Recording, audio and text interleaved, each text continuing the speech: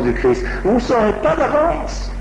Et les enfants de Dieu sont ceux qui vivent de la foi, qui se laissent conduire, qui se laissent emporter par le vent, comme la graine qu'on voit de pissenlit qui flotte l'été dans l'air. Marie et Joseph vont être au-dessus de ça. Hein? Marie et Joseph vont être au-dessus de ça. Oui, au-dessus de ça. Marie ne semble pas avoir été... N'empêche que Joseph n'était pas averti. Quand elle a vu, certainement, c'est une femme comme les autres. Et elle s'est dit comment c'est sera-t-il? Comment c'est la chose? Oui, mais bien sûr, elle a certainement posé la question, une certaine inquiétude peut-être. Peut-être, oui, sûrement. Enfin, la même situation embarrassante. Comment a-t-elle réagi intérieurement? N'y était pas. Est-ce que oui, dans son intériorité? Mais nous autres, en tout cas, c'est bien notre situation. Et je voyais quelqu'un qui me disait qu'il a fait une grosse œuvre et qui a quelque chose d'énorme dans l'église. Et un jour, je lui disais, mais dites donc, hein, ça fait rien, vous êtes toujours joyeux, équilibré, comment ça se fait? J'ai dit, mais qu'est-ce qui se passe? Il avait l'air furieux. Il me dit, vous ne m'avez jamais eu dans ma chambre. Est-ce que vous voyez? Et il dit, nous voyons que vous n'y êtes pas du tout pour faire une œuvre que le Seigneur m'a amené à faire. Je suis comme un funambule sur un fil. À chaque pas, j'ai l'impression que je vais m'écrouler.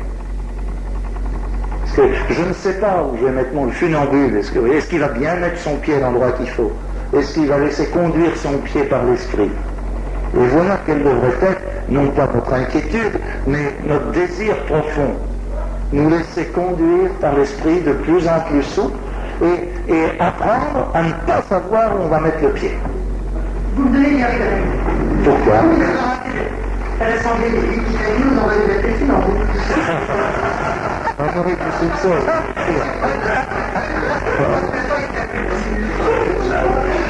On est des funambules. Et je reviens un tout petit peu en arrière. Tous les Juifs attendaient le Messie. Enfin, intellectuel, voilà. Même ceux qui ne l'attendaient pas, on a entendu parler. Et lorsque Joseph, qui en avait entendu parler comme les autres, et qui sans doute l'attendait, et bien tout d'un coup, lorsque la chose s'impose à lui, et qu'il est cette jeune fille qui m'est promise, Marie, catastrophe ou bonheur, mais c'est celle qui va être mère du Messie. C'est l'annonce qui lui a été faite, et s'il y croit, à ce moment-là, il dit, alors ce serait elle, mais alors donc je ne peux plus parler. C'est ça. Je trouvais le C'est ça. Mais alors donc le mariage n'est plus possible puisqu'elle est l'épouse du Très-Haut. C'est le Très-Haut qui la couverte de son nom. Donc elle ne peut plus être ma femme, c'est terminé. Il y a erreur sur la personne. C'est plus la même personne. C'est pas complètement, mais c'est vrai. C'est pas pour ça. Alors, résultat. Alors attendez, parce qu'on n'entend rien du tout. Voulez-vous parler une par une? C'est intéressant. Où il semblait être dit, mais je n'avais pas compris pourquoi, que la Vierge avait, d'accord avec Joseph, Voilà. déjà rejeté en dehors de Dieu, et encore, Mais bien sûr. cette humilité lui était revenue en don. Exactement. Elle est revenue en dehors. Et alors ce qui est le plus... Joseph le cherche en Et ce qui est le plus... Et tu vois, et ce qui est le plus... Bien entendu, Joseph, rien n'a pu être fait par la Vierge Marie sans un accord du couple. Surtout sur des choses aussi essentielles. C'est pas possible. Alors, je ne peux donc plus la rendre épouse. Voilà. Alors il se pose le problème, il dit, qu'est-ce que je fais? Ça me publie. Mais les autres, ils vont jamais croire. S'ils sont là, ils vont dire, il l'a République parce qu'elle l'a trompé. Alors ils vont la lapider. Alors, Je ne sais plus quoi faire. c'est plus quoi faire. Il dit, mais ils vont jamais croire, eux, même si j'y crois pas. Alors, comment pouvoir la répudier sans dégâts? Est-ce que vous voyez? Alors, si je la dénonce, publiquement, s'il dit la chose publiquement, c'est la dénoncer. Et c'est diffus. Donc il faut que ça se fasse secrètement.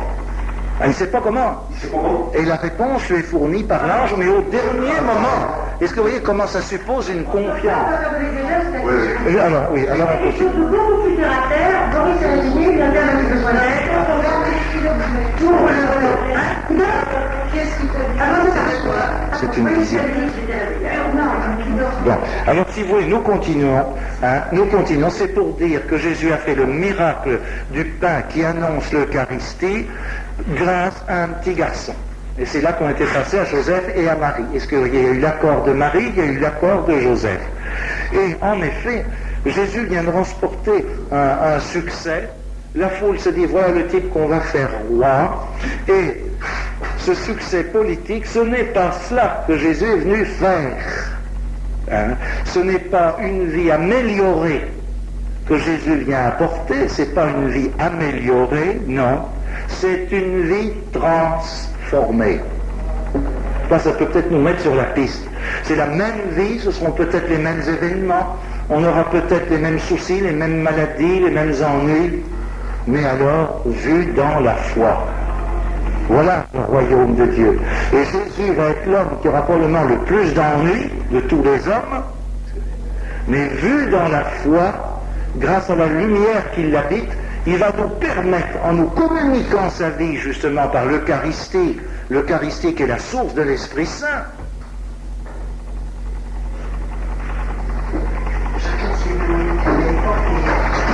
mettez-vous à dire si j'ai un courant d'air, sœur. Non? Bon.